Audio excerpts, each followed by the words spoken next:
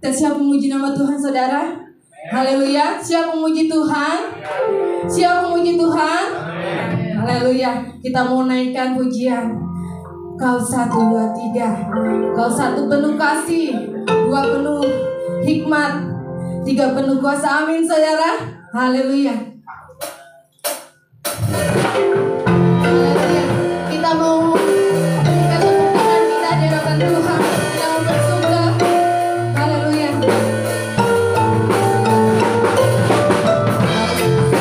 1 penuh kasih, 2 penuh hikmat, 3 penuh kuasa. Kau mulia, kau ada waktu suka, ada waktu duka. Kau setia dan selalu bersamaku. Sebentar, saudara, ini memang lagu baru. Belum semua kita tahu lagu ini. Dan saudara, kita mau belajar lagu ini. Kita mau berdiri biar lebih semangat memuji Tuhan. Amin, saudara. Kita mau belajar. Haleluya. Mari, saudara. Amin.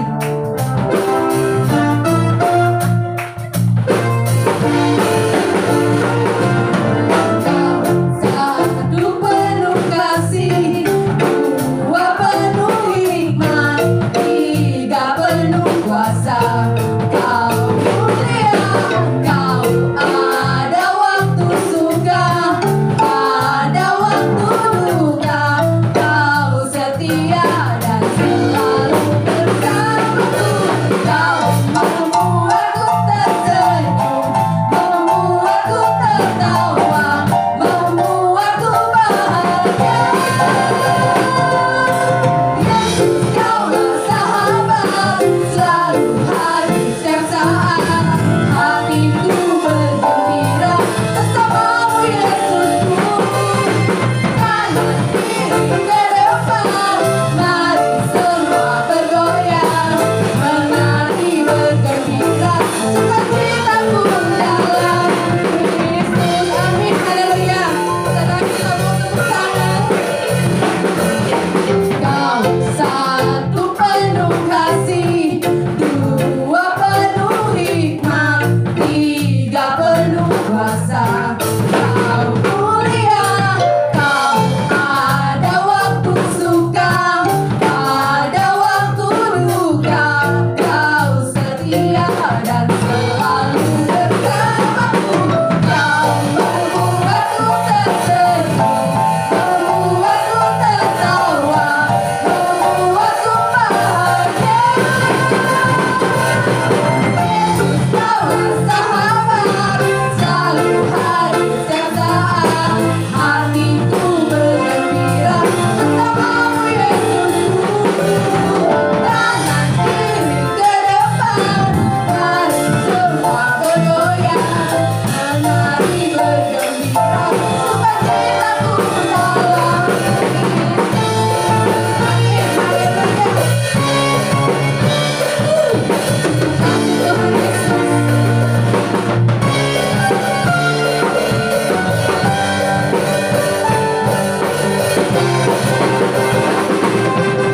Yesus, Kaulah sahabat, selalu hadir setiap saat. Hatiku bergembira bersamamu, Yesusku.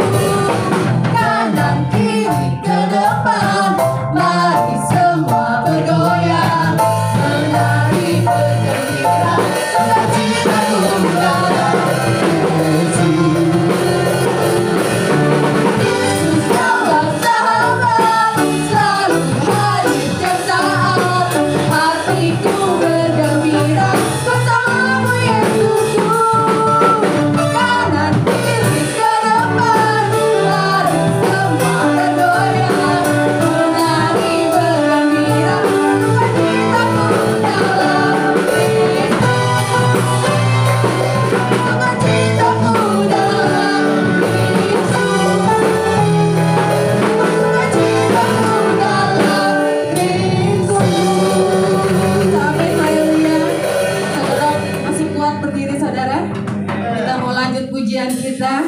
biar kita di sini tidak begitu banyak saudara, cuman kita mau senada dengan surga. Kita memuji Tuhan bersama dengan surga. Amin. Haleluya. Tuhan hadir di tempat ini. Amin. Haleluya. Kuasanya mengalir dalam hati dan jiwa kita.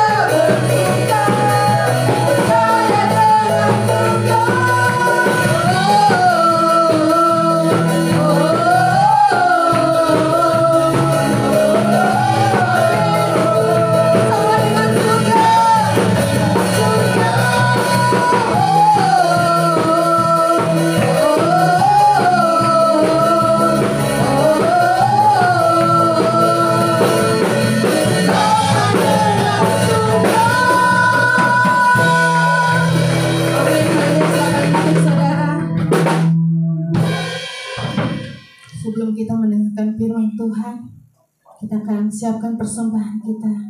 Yang bertugas saya persilakan untuk maju ke depan.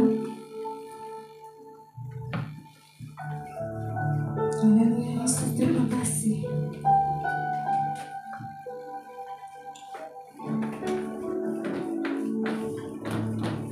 Sebelumnya kita berdoa. Terima kasih Tuhan Yesus. Terima kasih Roh Kudus. Pertengahan ibadah kami Tuhan, kami akan memberikan persembahan kami.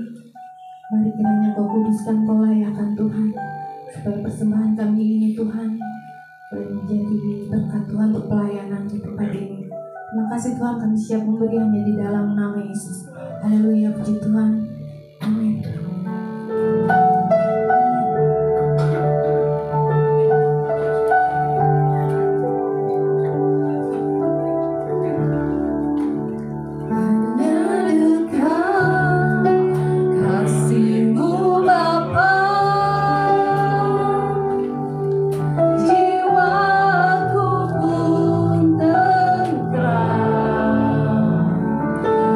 Engkau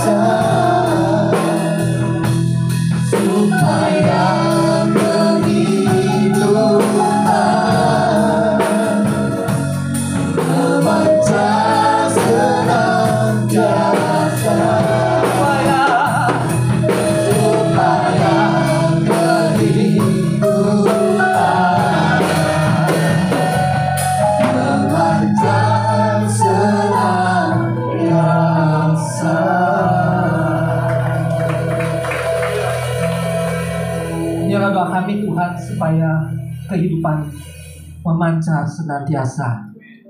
Biarlah kehidupan kami juga boleh diberkati oleh Tuhan pada siang hari ini lewat firman Tuhan juga. Oleh sebab itu Tuhan, kalau kami sebentar akan mendengarkan firman-Mu, berbicara buat setiap kami. Nyatakan isi hati-Mu, nyatakan rencana-Mu buat setiap kami, nyatakan kebenaran-Mu buat setiap kami, dan tuntun setiap kami untuk menjadi pelaku firman yang benar dan setia. Terima kasih Tuhan, kami sambut berkat firman-Mu hanya di dalam nama Tuhan Yesus. Kami mengucap syukur. Haleluya. Kita sama-sama katakan amin. Silakan duduk. Tuhan Yesus memberkati. Shalom Bapak dan Ibu yang dikasihi Tuhan. Apa kabar? Belum kompak kedengarannya. Apa kabar? Luar biasa. Ya, puji nama Tuhan. Pertama-tama saya mengucapkan terima kasih buat undangannya. Hari ini saya boleh ada lagi di tempat ini. Ini foto Bapak Gembala kita ya, yang kita sayangi, yang kita kasih sama-sama. Puji nama Tuhan. Terima kasih buat undangannya sehingga hari ini saya boleh ada di tempat ini. Kemudian ini juga saya mengucap syukur buat tim musik yang hari ini membawa kita semua dalam hadirat Tuhan yang luar biasa dahsyat. Kita beri kemuliaan buat nama Tuhan dulu. Ya, saudara, saya mau bawa satu firman Tuhan dengan judul Kasihnya Melekat Erat.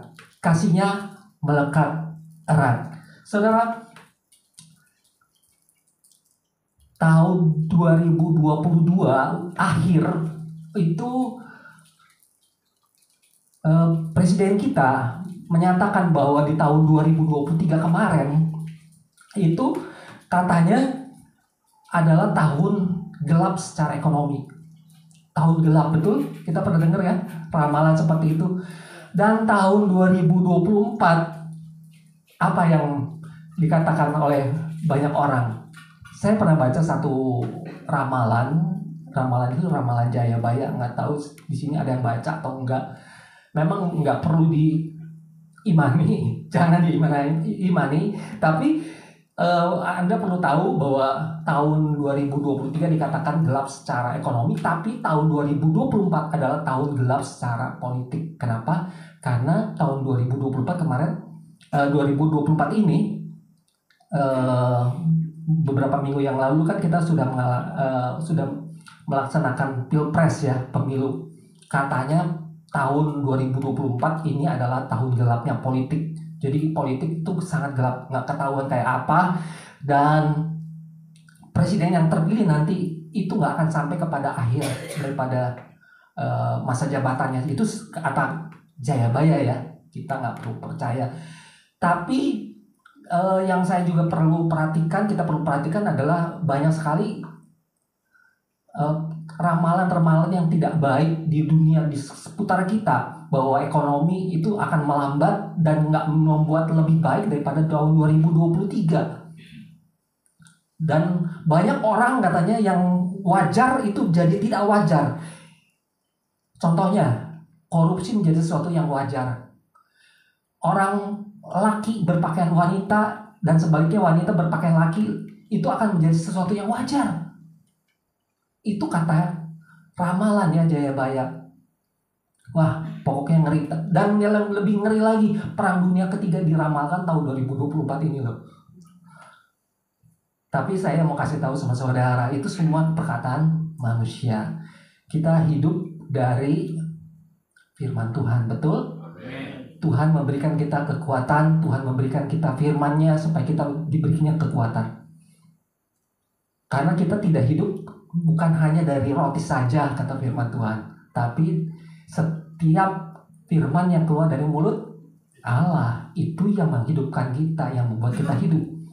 Nah, itu yang kita harus percayai. Nah, saudara, kalau saudara bisa ada di tahun 2024 ini, yang katanya tahun 2023 kemarin adalah tahun yang gelap, bisa ada di tahun ini, bisa ada di tempat ini hari ini, berarti saudara diberkati Tuhan. Amin.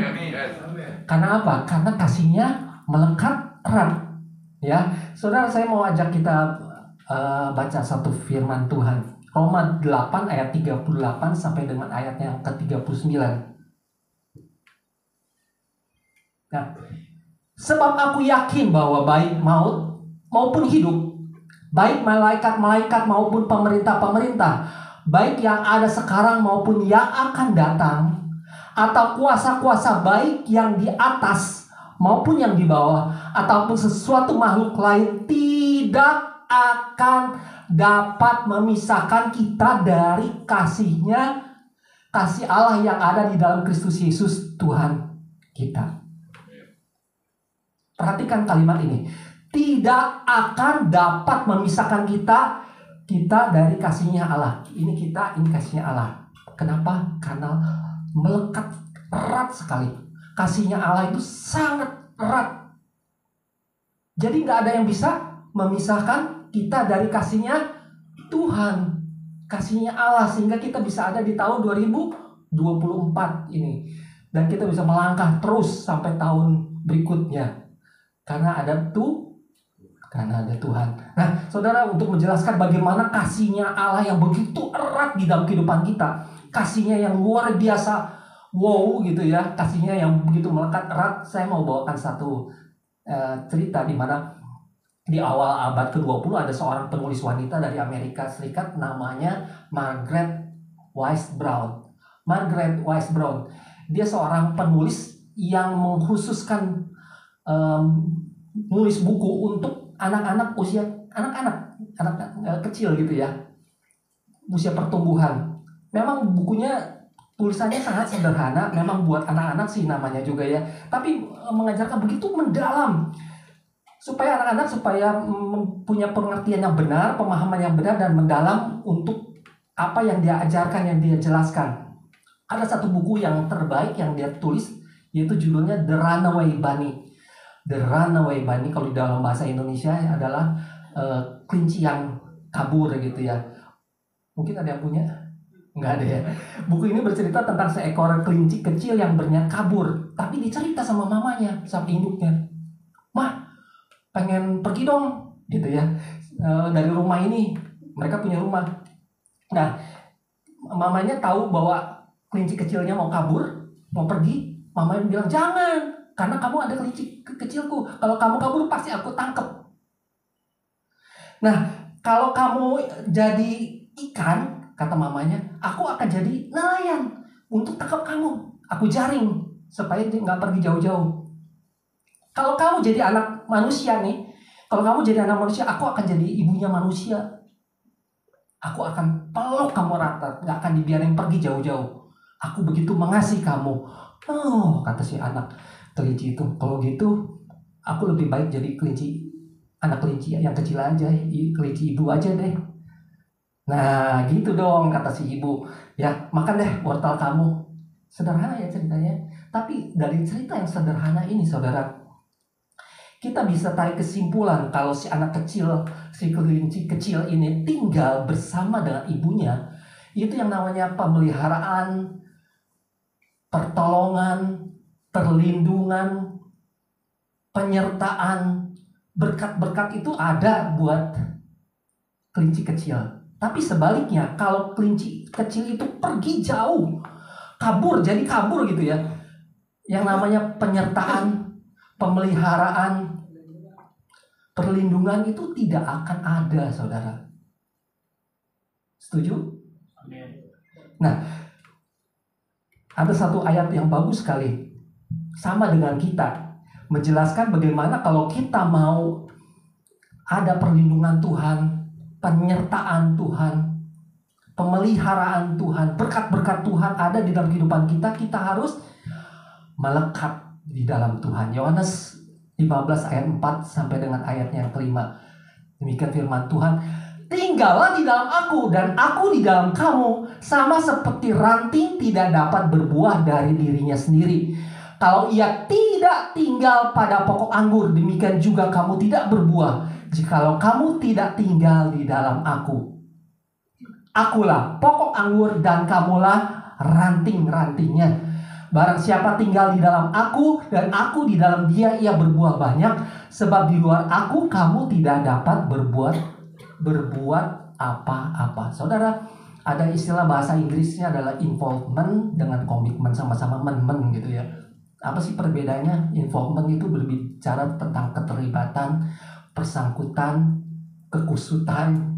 Ini pakai bahasa Inggris ya, diterjemahkan pakai KBBI, pakai kamus bahasa Inggris ke Indonesia adalah seperti itu, terlibat, involvement. Tapi yang Tuhan mau bukan cuma sekedar terlibat. Kita dengan Tuhan itu harus punya komitmen. Komitmen itu berbicara tentang hal memenjarakan. Ini kata-kata asli ya, makanya kadang-kadang kaku ya. Pemberian tanggung jawab, janji, penyerahan, keikatan, atau dalam bahasa gampangnya adalah melekat. Saudara, yang membuat kita ada dalam perlindungan Tuhan, penyertaan Tuhan, berkat-berkatnya Tuhan, kenapa? Karena kita hidup di dalam hubungan yang erat dengan Tuhan. Kalau kita jauh dari Tuhan, itu sama sekali tidak ada yang namanya pemeliharaan, penyertaan, pertolongan Tuhan. Yesaya 59 ayat 2 katakan, tetapi yang merupakan pemisahan antara kamu dan Allahmu ialah segala kejahatanmu, dan yang membuat dia menyembunyikan diri terhadap kamu sehingga ia tidak mendengar ialah apa? Segala dosamu. Kalau kita berdosa, kita tidak akan ada yang namanya perlindungan Tuhan, penyertaan Tuhan, pertolongan Tuhan. Kalau kita tidak ada pertolongan Tuhan, kenapa ya? Kita mesti lihat, saudara, apakah kita sudah cukup dekat? Apakah kita punya keintiman dengan Tuhan? 2024 ini saya mengajak kita semua, saya menantang saudara semua untuk lebih intim dengan Tuhan. Setuju? Amin ya. Tahun 2024 adalah tahun di mana kita mesti lebih intim lagi dengan Tuhan. Kalau kita tidak intim, mana mungkin kita merasakan perlindungan Tuhan, pertolongan Tuhan, penyertaan Tuhan, dan berkat-berkatnya Tuhan. Karena kita jauh, kita punya dosa, sehingga Tuhan juga tidak bisa memberikan pertolongannya. Bukan karena Tuhan menjauh, tapi kitanya yang membuat pemisahan sebetulnya. Ya. Untuk menjelaskan lebih lanjut lagi bagaimana yang namanya kasih Allah yang begitu melekat di dalam kehidupan kita, melekat erat di dalam kita, saya akan jelaskan dalam 3 hal. Yang pertama, kasihnya menyertai kita. Mazmur 139 ayat 7 sampai dengan 10. Kemana aku dapat pergi menjauhi rohmu? Kemana aku dapat lari dari hadapanmu? Jika aku mendaki ke langit, engkau di sana. Jika aku menaruh tempat tidurku di dunia orang mati, di situ pun engkau. Jika aku terbang dengan sayap fajar dan membuat kediaman di ujung laut, juga di sana tanganmu akan menuntun aku dan tanganmu memegang aku. Luar biasa ya. Kemanapun kita pergi, Tuhan pasti ada menyertai kita. Pernah dengar satu lagu pujian? Kemanakah aku dapat pergi menjauhi rohmu yang suci, kau sahabat dan kau dekat, saudara. Bahkan seluruh pengabdianku tak bisa membalas kesetiaanmu, sungguh mulia dan berharga. Terusnya gimana? Sungguh besar.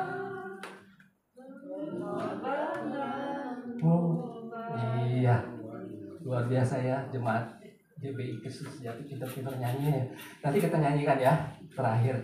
Baik, nah saya mau bawakan satu kisah di mana mungkin saya udah pernah saksikan juga bagaimana Tuhan itu menyertai hidup kami ketika anak kami Yosua, anak kami yang kedua itu menderita divonis dokter kanker limfoma getah bening stadium 3B, saudara. Itu membuat kami hancur hati, membuat kami takut, membuat kami gentar, betul. Karena kenapa? Saya juga masih manusia, Ada rasa takut, ada rasa gentar, nggak tahu mau mesti ngapain, mesti berbuat apa.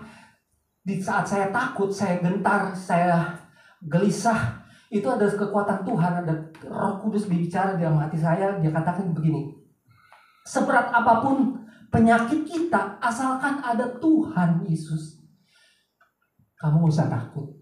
Itu bicara kuat di dalam hati saya. Tapi sebaliknya katanya, kalau seringan apapun penyakit yang kita hadapi, yang kita alami, tapi kalau tanpa adanya Tuhan Yesus yang menyertai, celaka kamu. Waduh, saya dapat kekuatan yang besar waktu itu. Ada teguran Tuhan sekaligus menguatkan saya juga. Asalkan ada Tuhan yang menyertai kita, kita gak usah khawatir. Saya tenang, saya gembira, saya sukacita, dan semuanya berjalan dengan baik. Sehingga pada akhirnya sudah sampai akhir ini, anak kami sudah sehat, sembuh, dinyatakan pertolongan Tuhan, menyatakan bahwa anak kami sudah sembuh, sehat. Puji nama Tuhan. Saudara, kehadiran Tuhan di dalam kehidupan kita itu tidak luar biasa. Dia hadir di dalam kehidupan kita 24 jam satu hari, saudara. 7 hari dalam satu minggu, 365 hari dalam satu tahun, itu kita alami. Kalau kita menaikkan satu pujian di gereja ya, kita tiba-tiba kita merasa, sering kan kita merasa merinding gitu ya. Pernah merasakan seperti itu, aduh merinding. Tuhan hadir nih gitu ya. Perasaan kita Tuhan hadir. Apakah seperti itu? Tuhan hadir setiap saat, saudara. Bukan ditentukan oleh emosi kita. Itu emosi kita seringkali kita pikir karena kita merinding Tuhan hadir. Kalau kita nggak merinding Tuhan nggak hadir. Wah, itu kita salah besar ya. Atau kadang kita naikkan suatu pujian, kemana ke dapat pergi. Wah, air mata kita keluar dari hidung juga, keluar dari telinga, semua keluar ya, air semua. Apakah itu tanda bahwa Tuhan hadir? Bukan, saudara. Itu emosi kita juga. Kenapa? Karena Tuhan itu pasti hadir dalam kehidupan kita. Dia tidak pernah tinggalkan kita. Karena Dia itu Allah yang luar biasa, selalu hadir dan menyertai dan bimbing kita. Apapun keadaan kita melewati badai, kita melewati sakit penyakit, persoalan hidup, Dia tahu kita itu nggak sanggup sendirian. Oleh sebab itu kita tahu kita tidak berdaya, sehingga Dia hadir dalam kehidupan kita. Karena Dia tahu kita tidak berdaya, sehingga Dia hadir dalam kehidupan kita. Nah, saudara, yang saudara mesti tahu bahwa Tuhan itu kasih-Nya sempurna.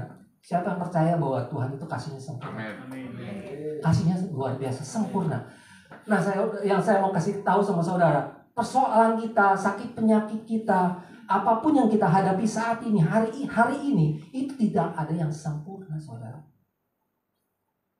Iblis pun tidak sempurna. Manusia tidak ada yang sempurna. Musuh kita pun tidak ada yang sempurna. Cuma kasih Tuhan yang sempurna. Oleh sebab itu, saya mau kasih tahu saudara bahwa dengan kasih Tuhan yang sempurna, Dia bisa kalahkan semua masalah kita, persoalan kita.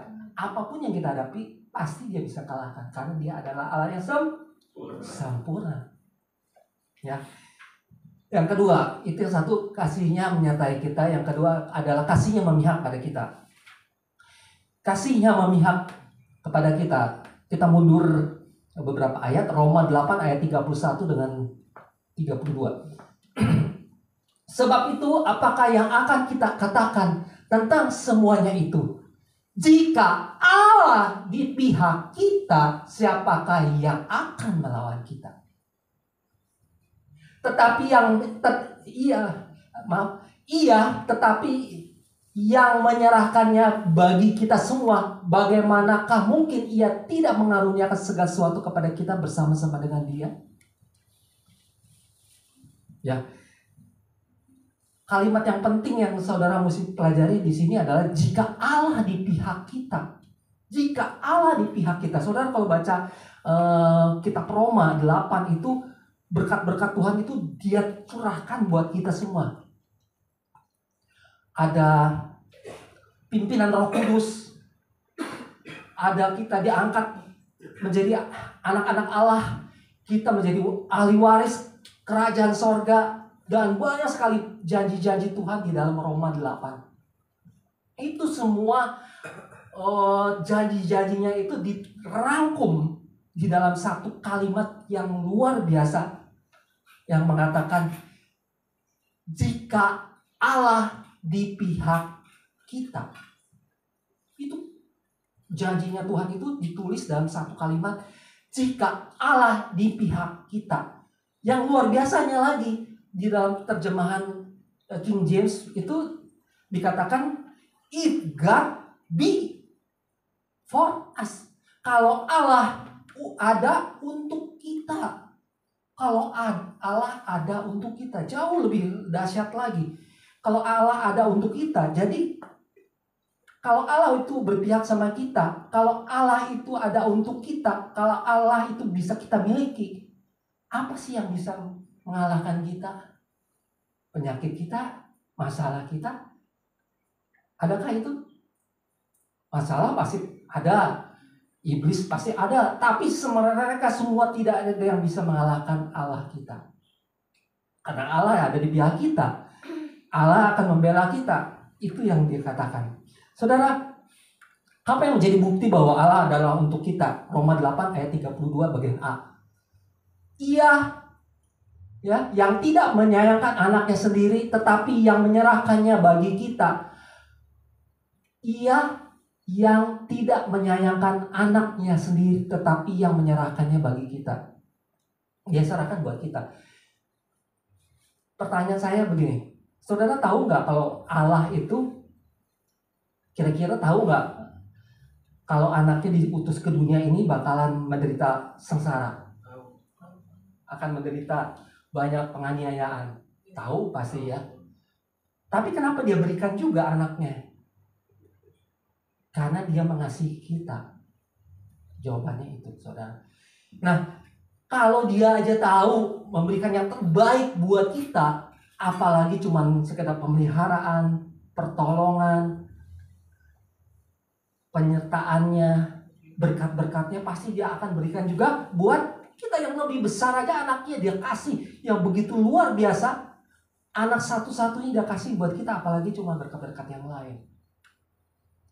Tuhan tahu, Allah tahu bahwa dia utus anaknya akan menderita. Satu ketika saya mengirim anak saya, Deborah dan Yosua, ke Australia ini beberapa tahun yang lalu, ceritanya 10 tahun yang lalu, ketika mereka masih usia SMP. Mereka untuk belajar berbahasa Inggris, saya kirim pakai program IF, homestay di Australia, di Sydney.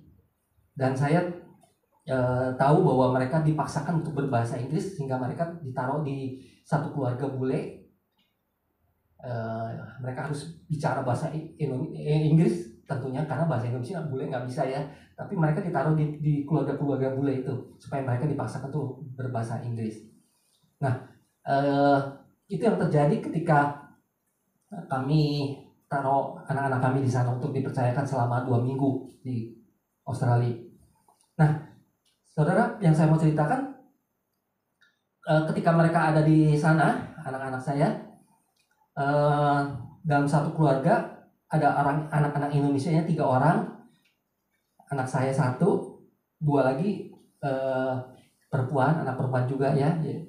Deborah ini saya titipkan di satu keluarga, terus 2 ini adalah anak dari Indonesia juga, yang dititipkan di satu keluarga bule. Nah, waktu itu ceritanya ketika itu saya masih ngajar sekolah minggu. Di saat itu kami sedang mengajar sekolah minggu, lagi ajarkan satu acara nonton bareng ya, nobar di TV. Acaranya lucu, televisi, nonton bareng gitu ya sama anak-anak sekolah minggu. Tapi ketika acara di TV diputar, film dinyalakan, TV dinyalakan gitu ya, tiba-tiba air mata saya turun. Saya nggak ngerti kenapa ya air mata saya tiba-tiba turun. Kok ceritanya kan lucu gitu ya, cerita sekolah minggu, tapi kenapa air mata saya turun? Saya nggak ngerti kenapa terjadi itu. Tapi rupanya Tuhan kasih tahu saya ya, memang saya punya hubungan, tentunya saya punya hubungan batin sama anak saya ya, Deborah. Karena ternyata dia di sana sedang dibully sama teman-temannya itu gitu. Mereka yang dua itu kakak adik, sedangkan anak saya sendirian, jadi dia diperlakukan dengan tidak baik di Australia. Itu yang dia rasakan dan saya juga rasakan sendiri di batin saya. Kenapa hari itu saya tiba-tiba air mata saya mengalir keluar gitu ya, padahal caranya seperti itu. Nah, itu yang kedua ya, kasihnya memihak kita. Yang pertama adalah kasihnya menyertai kita. Yang kedua, kasihnya memihak kita. Yang ketiga, kasihnya tak berkesudahan atas kita. Kasihnya tak berkesudahan atas kita. Roma 5 ayat 8 sampai dengan yang ke-9. Kita mundur 3 pasal. Akan tetapi Allah menunjukkan kasihnya kepada kita oleh karena Kristus telah mati untuk kita ketika kita masih berdosa, lebih-lebih karena kita sekarang telah dibenarkan oleh darahnya. Kita pasti akan diselamatkan dari murka Allah. Ini berbicara tentang kasih yang tidak berkesudahan. Akan tetapi Allah menunjukkan kasihnya kepada kita oleh karena Kristus telah mati untuk kita ketika kita masih berdosa. Ini tentang dimensi ya. Dulu ketika kita masih berdosa, dia mengasihi kita. Lebih-lebih ketika kita sekarang telah dibenarkan oleh darahnya. Dulu, sekarang, dan selama-lamanya kita akan diselamatkan dari murka Allah. 3 dimensi, saudara, 3 dimensi waktu. Dulu, sekarang, dan selamanya. Ini jelas sekali menggambarkan kasihnya Allah itu tidak berkesudahan. Ya, kasihnya tidak berkesudahan atas kita. Ada firman Tuhan juga yang mengatakan di dalam Ratapan 3 ayat 22 sampai dengan 23. Tak berkesudahan kasih setia Tuhan, tak habis-habisnya rahmatnya, selalu baru tiap pagi, besar kesetiaanmu. Saudara, kasih Tuhan itu tidak pernah berkesudahan atas kita. Dia selalu baru setiap pagi. Siapa di sini yang boleh percaya bahwa kasihnya Tuhan tidak berkesudahan? Setiap pagi baru. Boleh angkat tangannya. Betul? Setiap pagi baru. Kita malam kita tidur, pagi-pagi kita bangun, selalu ada berkat baru. Betul? Yakin nih? Amin. Tapi kenapa ya kalau kita bangun pagi kok kamar kita masih itu juga ya? Mobil saya masih itu juga. Saya lihat yang tahun 2009 itu udah 15 tahun saya pakai. Padahal saya bangun pagi, tidur malam, bangun pagi, saya pikir udah ganti baru. Motor saya masih itu juga. Mobil saya masih itu juga. Kamar saya masih itu juga. Masalah saya masih itu juga. Malah penyakit kita masih sama loh. Semalam sakit pinggang, paginya masih sakit pinggang. Bingung saya. Apanya yang baru setiap pagi? Apanya yang baru setiap pagi, saudara? Apanya yang baru setiap pagi? Kenyataan Tuhan. Apanya yang baru? Utang kita masih angger, yang kemarin-kemarin juga dipinjol lagi ya. Waduh, utangnya sekian juta, kira kita besoknya lunas, ternyata bangun pagi teh nambah, malah kan bunga berbunga. Bunga berbunga, kalau kita nggak lunasin nambah. Apanya yang baru? Nambah, iya. Masalah nambah, penyakitnya itu juga, kamar kita itu juga. Nggak jadi baru, keranjang kita masih itu juga. Nah, apa yang menjadi baru? Hati kita yang menjadi baru, saudara. Tuhan itu tidak punya keinginan untuk merubah keadaan kita, seringkali seperti itu. Tapi dia tahu apa yang menjadi kebutuhan kita. Yang menjadi kebutuhan kita adalah hati kita untuk dirubah menjadi pribadi yang kuat. Hati yang kuat. Tuhan mau kita kuat. Tuhan mau kita menjadi pribadi-pribadi yang kuat tegar. Sehingga dia mendengar apa yang menjadi kebutuhan kita. Dia menjawab apa yang menjadi kebutuhan kita. Bukan menjawab apa yang menjadi keinginan kita, bukan keinginan kita yang dijawab, kebutuhan kita, saudara. Utang tetap ada, penyakit tetap ada, tapi hati kita tetap kuat, kita lebih beriman. Saudara pada dengar kata istilah iman besar dan iman benar? Pada dengar apa perbedaannya? Iman besar bisa memindahkan gunung masalah. Wih, luar biasa, masalah selesai. Tapi iman benar itu berbicara tentang yang lain, saudara. Iman benar itu sekalipun masalah kita tidak pergi, masalah kita tetap ada, tapi kita tetap kuat. Kita tetap beriman karena kita punya Tuhan yang kuat. Iman kita tetap kuat. Kita punya berharap kepada Tuhan lebih lagi. Contohnya apa? Sadrah, Mesak, Abednego. Ketika dia harus diwajibkan untuk menyembah patung emas buatan Raja Nebukadnezar. Siapa yang tidak menyembah kepada patung buatan Nebukadnezar ini di Babel, mereka akan dibuang ke perapian. Dan ternyata ada 3 orang, Sadrah, Mesak, Abednego, yang tidak mau menyembah patungnya. Apa yang dikatakan? Sadrah, Mesak, Abednego bilang, aku tidak akan menyembah sekalipun mungkin Tuhan tidak menolong dari perapian yang menyala-nyala, yang dinyalakan sampai 7 kali lebih panas. Sekalipun Allahku tidak menolong, aku tetap percaya bahwa Tuhan itu pasti ada buat dia. Sekalipun api menyala-nyala pasti membinasakan mereka, mereka tidak takut karena dia tahu ada Tuhan yang menolong mereka.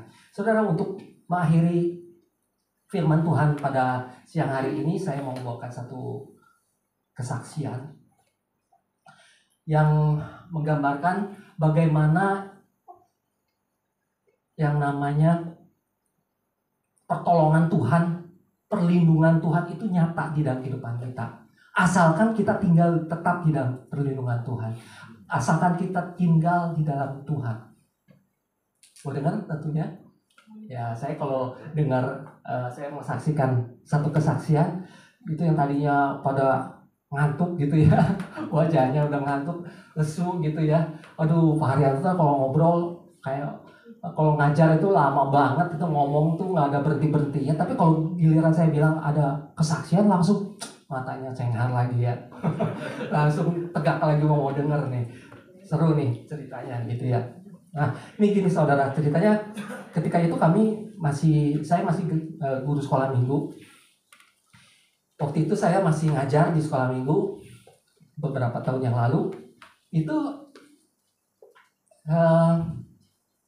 ada anak sekolah minggu, selesai sekolah minggu minta saya untuk mendoakan orang tuanya, mamahnya tepatnya. Sakit katanya.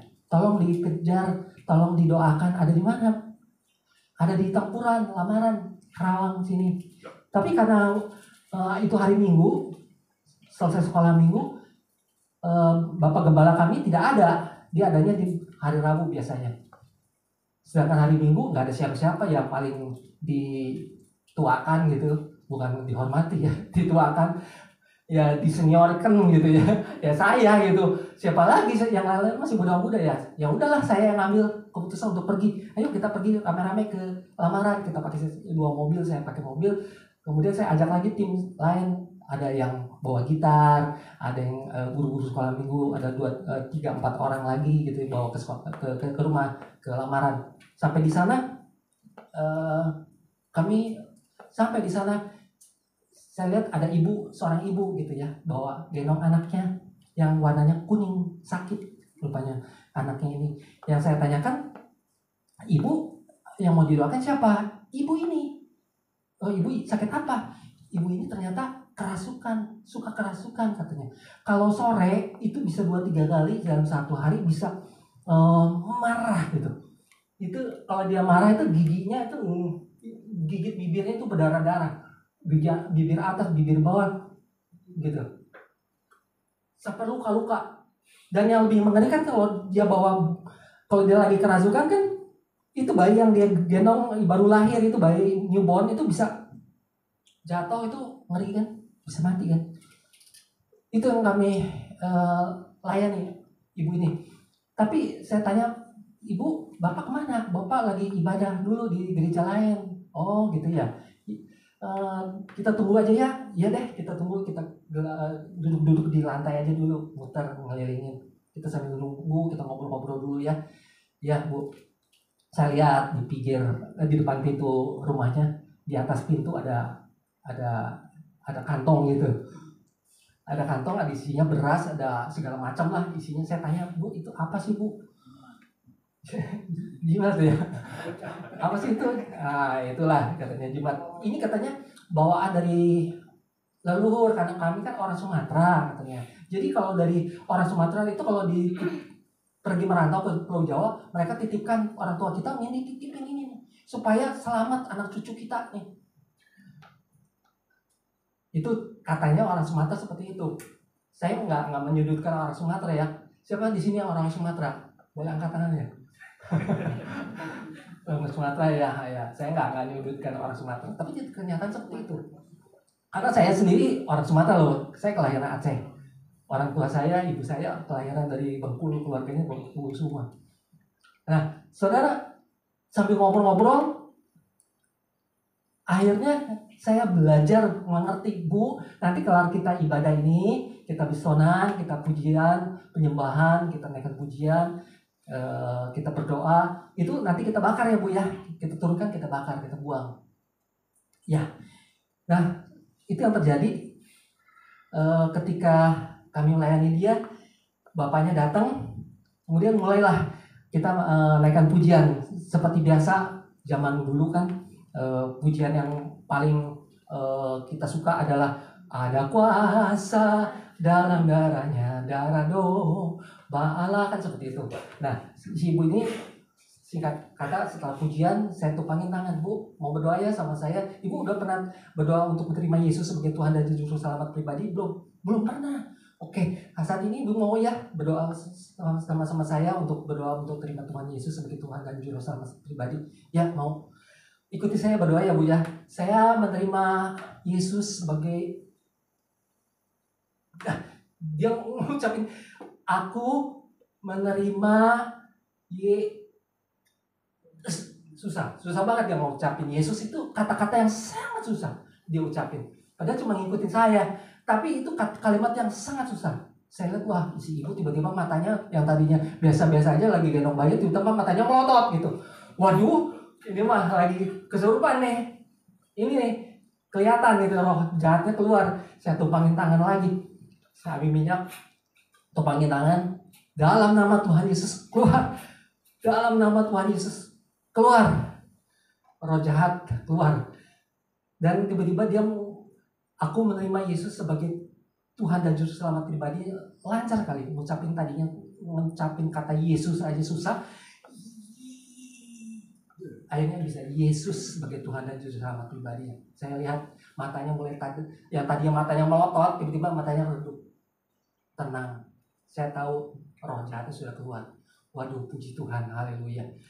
Nah, saya melihat seperti itu, puji Tuhan, kita bisa layani dengan baik. Kemudian ada satu orang teman saya, seorang guru sekolah minggu juga, bilang sama saya, Kohar, dia panggil saya Kohar. Lihat nggak di pintu belakang terbuka? Enggak, saya nggak ngeliat. Pintu belakang rumah, lihat nggak? Oh enggak, saya ngeliat. Ada apa sih? Itu di belakang pintu rumah kan kebuka tuh, ada pekarangan jauh gitu, di pagar jauh itu ada perempuan, katanya sosok perempuan berjubah putih, rambutnya panjang, tapi matanya melotot. Dia marah katanya. Dia sebetulnya penunggu yang ada di rumah itu. Dia yang merasuk, tapi sekarang dia sudah keluar dan gak bisa masuk lagi. Apa yang terjadi saudara? Tuhan menolongnya. Tuhan kasih luar biasa pertolongan ini. Kalau kita hidup erat dengan Tuhan, kita intim dengan Tuhan, kita pasti ditolong Tuhan, dipelihara oleh Tuhan, diberkati oleh Tuhan. Kita beri kemuliaan buat nama Tuhan. Nah, saya sedang pemain musik, kita naikkan pujian.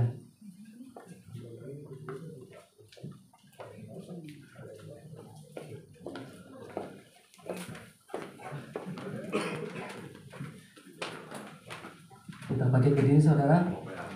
Kemanakah aku dapat pergi?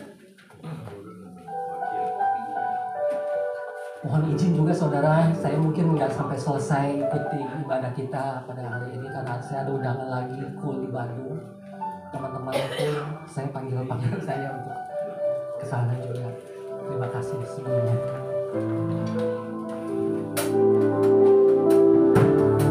Kemanakah aku dapat pergi menjauhi rohmu yang suci? Kemanakah aku dapat pergi menjauhi rohmu yang suci? Kau sahabat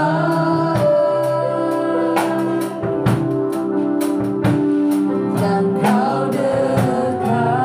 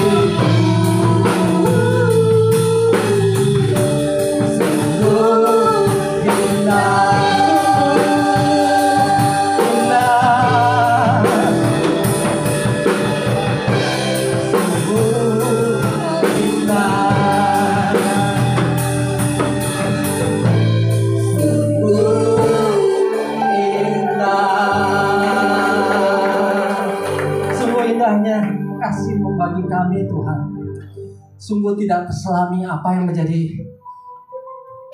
kehendak-Mu Tuhan. Apa yang menjadi kerinduan-Mu untuk setiap kami. Satu hal yang kami tahu bahwa Engkau sangat mengasihi kami. Satu hal yang kami tahu, Engkau sangat merindukan kami untuk selalu hidup erat intim dengan Engkau Tuhan. Oleh sebab itu Tuhan, siang hari ini Tuhan, kami mau nyatakan bahwa kami mulai saat ini, mulai detik ini, kami mau hidup di dalam Engkau Tuhan. Kami tidak mau jauh-jauh dari Engkau Tuhan. Kami tidak mau terpisah sama sekali dengan Engkau Tuhan. Sebab kasih-Mu yang luar biasa atas kami hanya kami bisa nikmati ketika kami ada di dalam Engkau Tuhan. Terima kasih Tuhan buat kebenaran firman-Mu yang siang hari ini Kau nyatakan. Berbicara terus atas setiap kami. Nyatakan kebenaran-Mu terus atas kami. Pimpin hidup kami Tuhan. Ada di dalam Kau terus Tuhan. Sehingga kami boleh terus terpelihara sempurna. Kasih-Mu boleh kami rasakan sempurna dalam kehidupan kami. Terima kasih Bapa. Kami mengucap syukur buat firman Tuhan. Haleluya. Amin. Tuhan Yesus memberkati.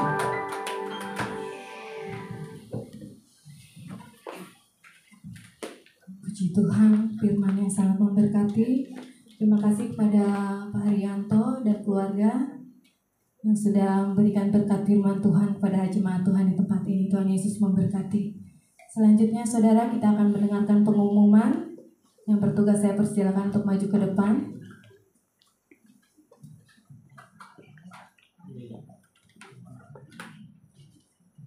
Shalom, selamat siang, selamat beribadah berbakti di rumah Tuhan di GDI Kristus Sejati. Terima kasih kepada Tuhan Yesus yang sudah memberkati ibadah dari awal pertengahan dan akhirnya, dan juga kepada Kohar, Ibu dan anaknya. Tuhan berkati ya pelayanannya. Saya pamit ya.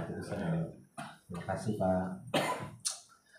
Dan kami juga mengucapkan selamat beribadah buat semua yang onsite di sini maupun lewat YouTube.